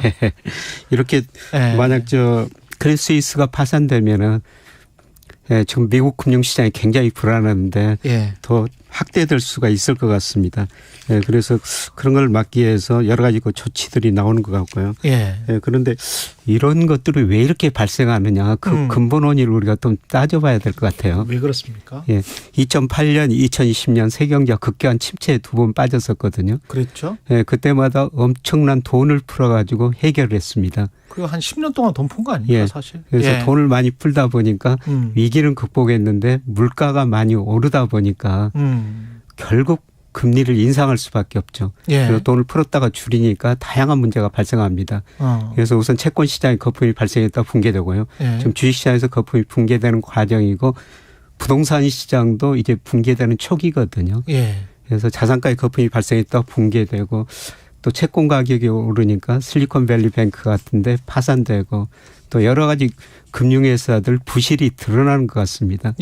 사실 크레딧 스위스도 금융회사는 신뢰가 제일 중요하거든요. 그런데 여러 가지 투자해가지고 손해보고 최근에 그 비밀 고객 명단까지 나가버렸지 않습니까? 그러니까 사람들은 참 많았어요. CS가. 그러니까 저 은행 못 믿겠다. 돈을 인출해 가는 거죠. 제가 학교 다닐 때 금융경제학 시간에 한 교수가 이런 이야기를 합니다. 홍콩의 한 은행이 뱅크런이 있어놨는데요. 그 원인이 뭐였냐면은 사람들이 갑자기 비가 와가지고 비를 피하기 위해서 그 은행 처마 밑에 있었대요.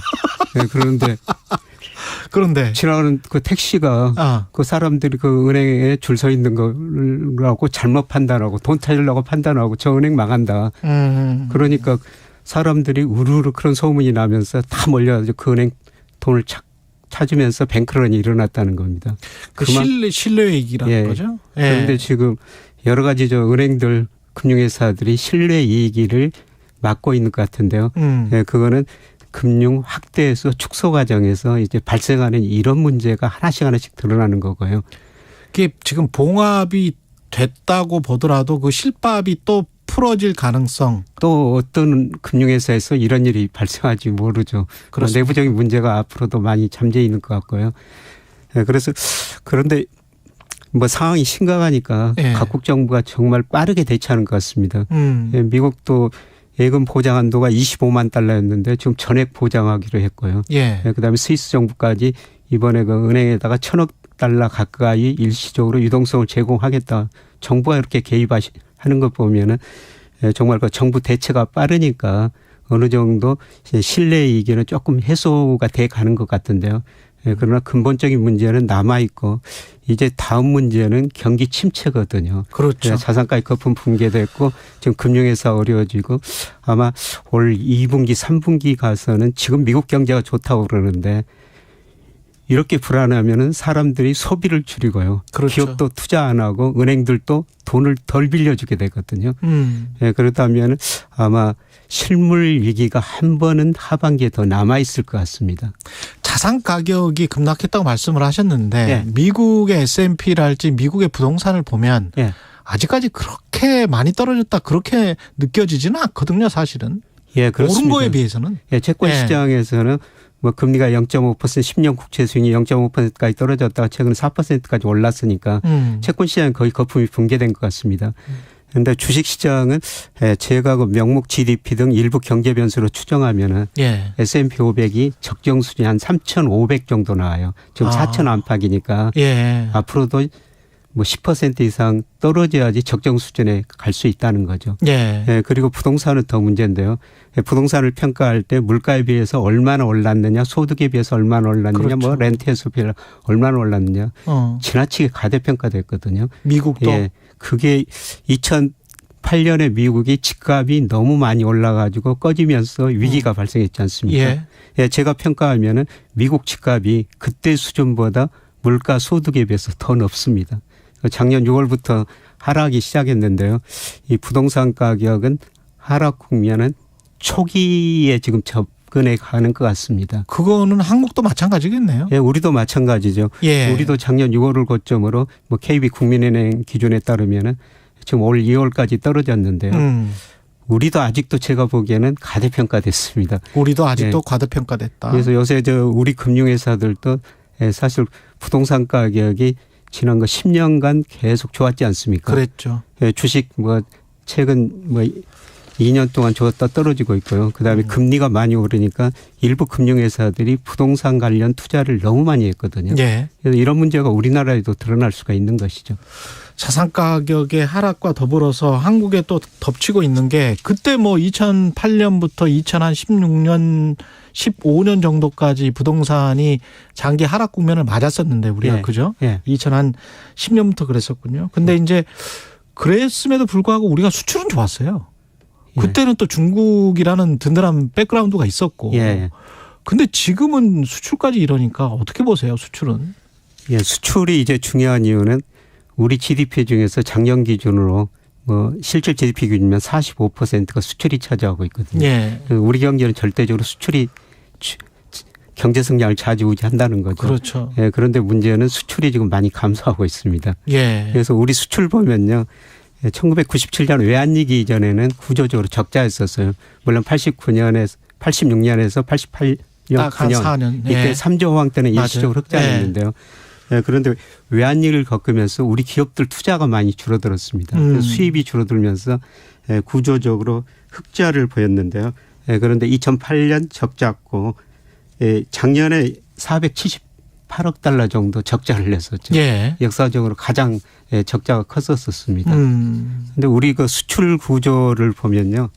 우리는 중국, 미국, 아세안에서 돈을 벌어가지고 중국, 미국, 아세안에서 돈을 벌어서 그 돈을 중동에서 원유 사는 데 쓰고 있고요.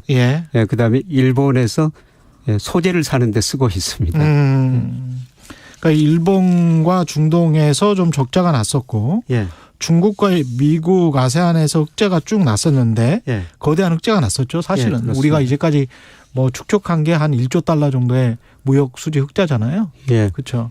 뭐 경상수지가 더 중요한 의미를 하는데요. 98년부터 우리가 1조 한 300억 달러 정도 경상수지 흑자를 냈어요. 엄청난 흑자죠. 엄청난 거죠. 예. 사실은 전 세계 이런 나라가 한 서너 개밖에 안 될 텐데. 네, 맞습니다. 예. 그런데 지금 걱정되는 건 중국, 미국, 아세안 쪽에서 흑자가 났던 것 중에서 중국, 특히 가장 큰 시장 쪽에서 뭔가 구조적으로 지금 안 되는 겁니까? 반도체를 포함해서?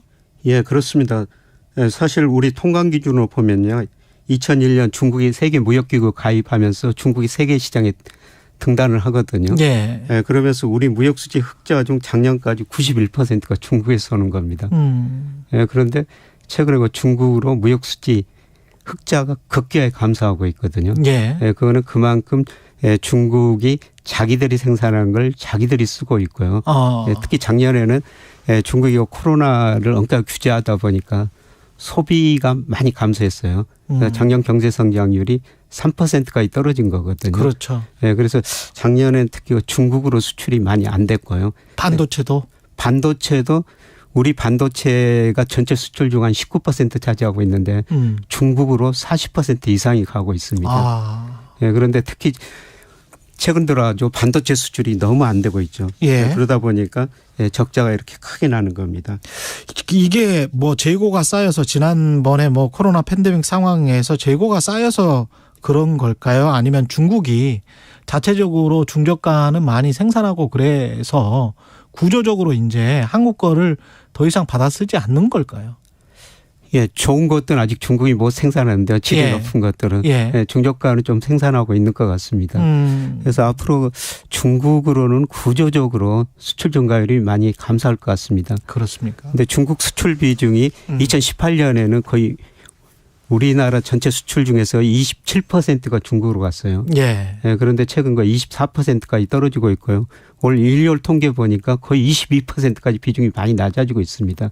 그래서 앞으로 중국으로는 수출 비중이 많이 줄어들 것 같고요. 예. 그러려면 우리가 수출을 늘리기 위해서는 다른 시장을 찾아야 되는데 그 다른 시장이 아세안일 수가 있고요. 아세안 비중이 2000년 한 11%에서 작년 보니까 18%가 올랐고요. 예. 네, 그리고 우리가 인도 시장을 좀 관심을 많이 가지셔야 될 것 같습니다. 우리 예. 기업들이 거기에 많은 관심을 갖고 있거든요. 네, 그런데 인도가 앞으로 중국보다 인구가 더 많아지고요. 그다음에 미중 패권 전쟁 하면서 상대적으로 성장할 나라가 인도거든요. 예. 네, 그런데 인도가 우리 수출에서 차지하는 비중이 아직 3% 정도밖에 안 돼요. 네, 그런데 인도 사람들이 지금 1인당 국민소득이 2,100달러 뭐 이 정도인데요. 그 정도군요. 예. 앞으로 성장하면서 3,000달러 뭐 넘어서면서 인도 사람들이 소비를 더 할 것 같습니다.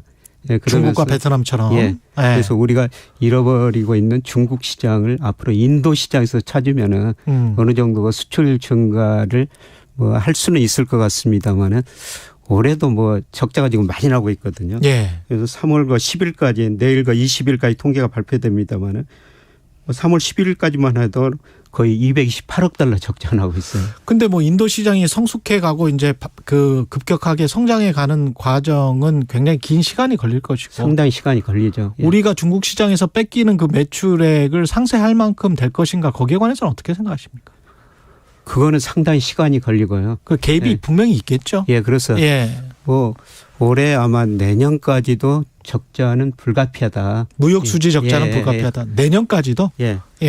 예. 그런데 이제 다행스럽게도 아직까지도 경상수지는 그 흑자를 유지하고 있거든요. 예. 작년에 경상수지 흑자가 298억 달러인데 뭐 무역수지 적자가 470억 달러가 넘었는데 경상수지가 흑자난 거는 이거는 우리가 98년부터 경상수지 흑자 1조 달러가 넘었다고 말씀드렸는데 그 돈 가지고 해외 직접 투자하고 해외 주식 채권 사놓은 겁니다. 그러다 보니까 이자 배당 소득이 계속 들어오고 있거든요. 예. 그래서 작년 한 해만 해도 투자 소득 수지라고 그러는데요. 배당 받고 이자 받는 게 아마 240억 달러 이 정도 가까이 되고 있어요. 예. 그래서 다행히 아직까지 경상수지 적자는 안 나는데 만약 무역수지 적자가 더 확대돼가지고 경상수지까지 적자를 이루면은 사실 이거는 심각한 문제입니다. 근데 아까 말씀하신 전 세계적인 경기 침체라고 하는 거는 기업들의 순이익이 감소한다는 건데 예. 그렇게 되면 배당금도 줄일 수밖에 없을 것이고 예. 그렇게 되면 우리가 본원소득 수지라고 하는 그런 경상수지 쪽에서도 분명히 타격을 입게 되는 거 아닙니까? 예, 그렇죠. 예. 아마 올해 이제 경상수지도 흑자폭이 작년보다 줄어들 가능성이 높습니다. 그렇죠. 예. 예. 그렇군요. 예. 외국인 자금이나 이런 것이 지금 현재 환율이나 이런 것 때문에 뭐 이탈하거나 그런 조짐은 아직까지는 없죠. 예. 예. 뭐 이탈한 조짐은 없고요. 예. 뭐 세계 자금들 보면은 지난주에는 글로벌 금융시장이 불안하니까 우리 시장에서 좀 이탈을 했었어요. 예. 예. 그런데 작년 11월부터 현재까지 그 추세를 보면은 세계 그 자금들 특히 주식형 자금들이 미국으로는 거의 안 들어가고요. 유럽으로 조금 들어가고 중국, 우리나라, 대만 쪽으로 그렇군요. 네, 계속 들어오고 있는 상황입니다. 예. 그거는 뭐 다행스러운 일 같습니다. 알겠습니다. 여기까지 점검해 봤습니다. 경제합시다. 서강대학교 경제대학원의 김영희 교수였습니다. 고맙습니다. 네, 고맙습니다. KBS 1라디오 최경영의 최강시사 듣고 계신 지금 시각은 8시 44분입니다. 이 시각 출근길 교통정보입니다. 최대를 보인 출근 정체는 서서히 풀려가고 있습니다. 다만 사고가 잇따르고 있는데요. 먼저 서울시내 강변북로 일산 쪽으로 성수대교 부근에서 사고가 나면서 뒤로 천호대교부터 정체입니다.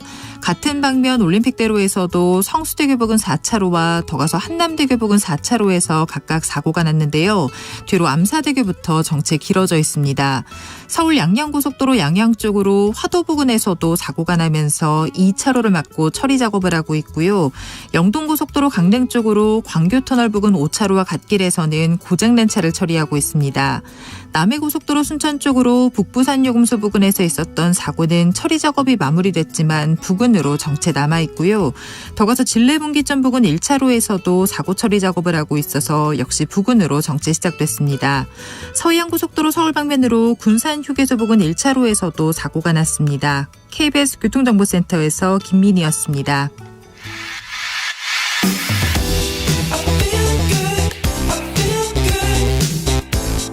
세상에 이익이 되는 방송 최경영의 최강시사. 네, 주 최대 69시간까지 근무할 수 있도록 허용하는 근로시간 개편 방안 재검토에 들어갔습니다. 어제 당정은 근로시간제를 제대로 보완하자 이렇게 이야기를 했다고 하는데요. 이른바 MG노조 새로 고침 노동자협의회 송시영 부의장은 어떻게 생각하는지 전화 연결돼 있습니다. 안녕하세요.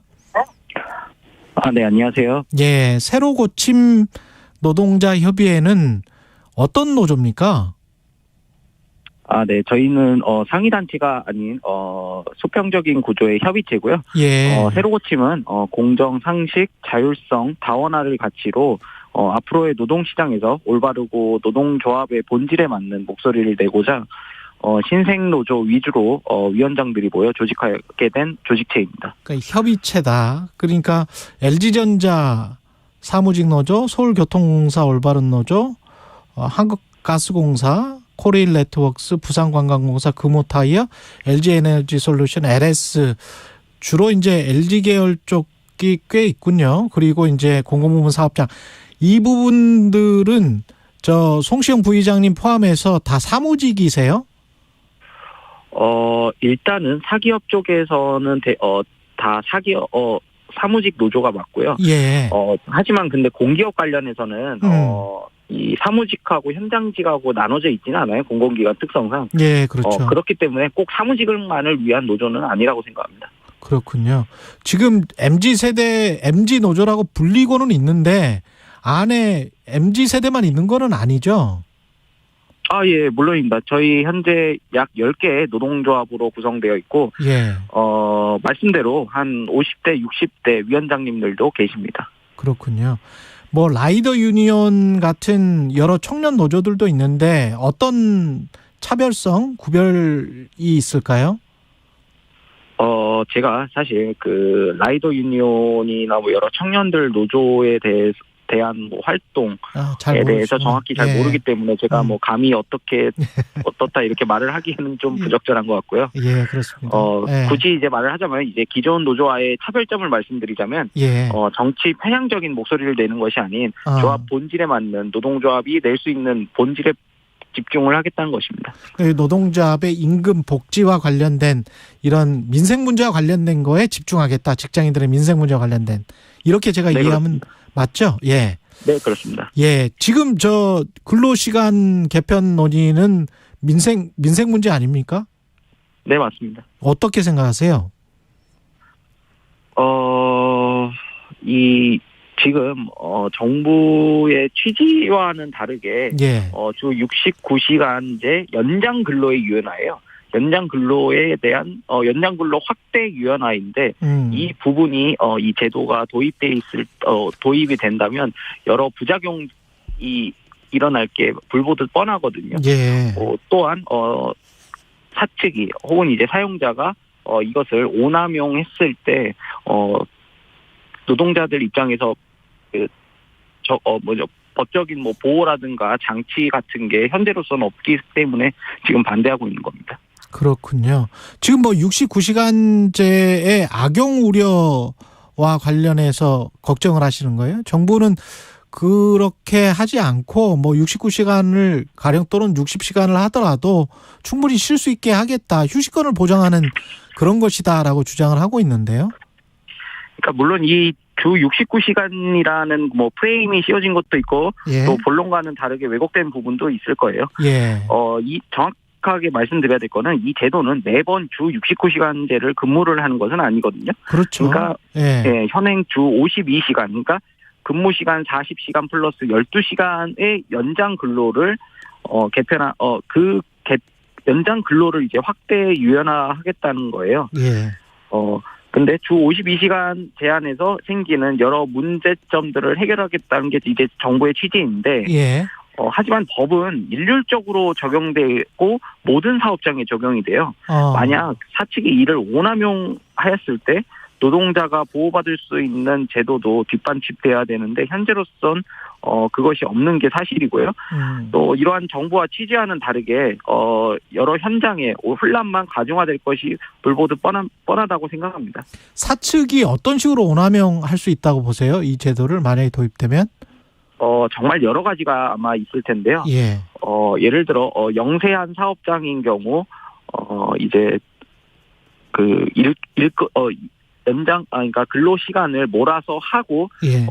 또 바로 이제 그 휴식을 취해야 했을 때 제대로 된 휴식을 취하지 못하고 폐업하는 경우도 있을 수 있고요.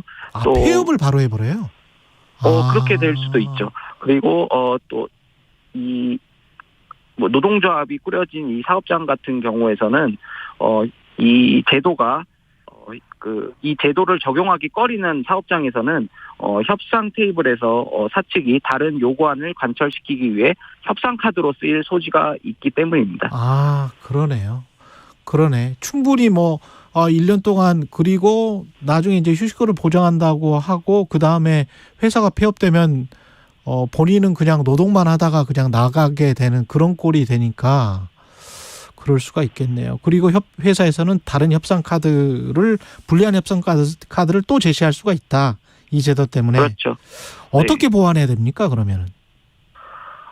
사실 이게 보완을 하는 거는 좀 쉽지 않을 수 있어요. 예. 애초에 이제 69시간에 대한 그러니까 연장 근로에 대한 유연하기 때문에 마땅한 보완책이 없을 수 있지만 어쨌든 간에 대승적으로 나가야 될 거는 노동자들 입장에서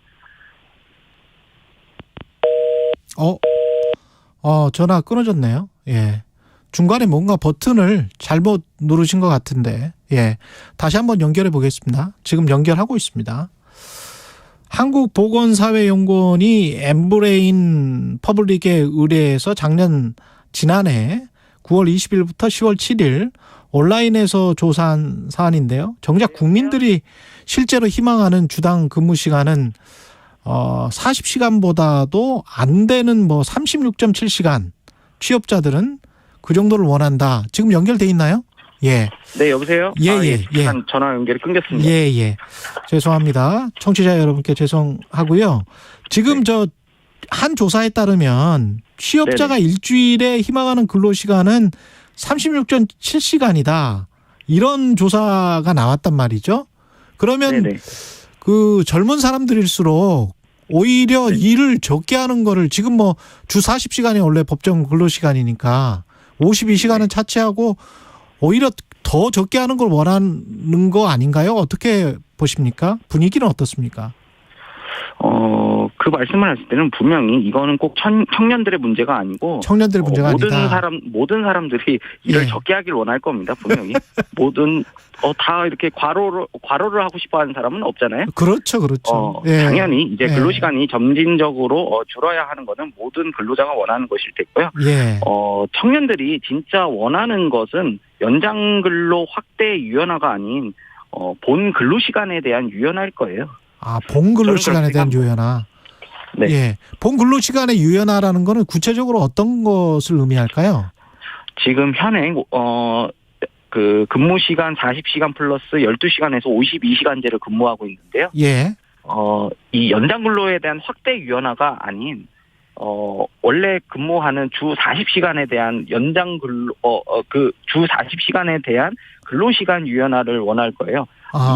만약에 그렇게 했었다면 저희 측에서도 뭐 반대할 이유는 없어 보입니다. 예. 그러면 40시간에서 어떻게 더 그 유연하게 1년 동안 뭐 한 달에 몰아서 일을 뭐 20시간을 더 하자, 뭐 10시간을 더 하자, 뭐 이렇게 논의를 해야지. 뭐 69시간, 60시간 이거는 연장 시간에 관한 유연하기 때문에 이거는 반대한다 그런 말씀이시네요. 네, 맞습니다. 예. 그러면 이 제도 자체는 폐기하는 게 낫다라고 보세요? 아니면 아까는 보완할 게 마땅히 떠오르지 않는다라고 말씀을 하셨는데. 일단은 저희는 대승적으로 반대하고 있는 입장은 맞는데요. 예. 이 제도가 분명히 필요한 사업장과 이것을 요구하는 노동자들은 분명히 존재합니다. 그렇기 때문에 저는 개인적으로 생각했을 때 이 제도가 꼭 필요한 사업장에만 일률적으로 적용이 돼야 된다고 생각을 하거든요. 꼭 필요한 사업장에만? 말씀드렸다시피 네네, 꼭 필요한 사업장에. 이 법이라는 건요. 법을 한번 도입하게 되면 일률적으로 적용돼서 모든 사업장에 적용이 되게 됩니다. 그렇게 할 경우 이것을 원하지 않는 사업장, 이것이 오히려 불이익인 사업장이 지금 대다수일 텐데, 그 제도를 악용을 하면서까지 이 제도를 도입하는 거는 어떻게 보면 상생의 구조가 아니지 않습니까? 그렇기 때문에 꼭 필요한 사업장에 적용이 될 수 있도록 뭔가 제도적 보완을 해야 되는 게 맞지 않나 싶습니다. 한 20초 남았는데요. 이런 말씀을 정부 여당에게 전달을 했습니까? MG노조가? 네, 물론입니다. 알겠습니다. 여기까지 듣겠습니다. 새로고침 노동자협의회 송시영 부의장이었습니다. 고맙습니다. 네, 감사합니다. 3월 20일 월요일 KBS 1라디오 최경영의 최강시사였습니다. 고맙습니다.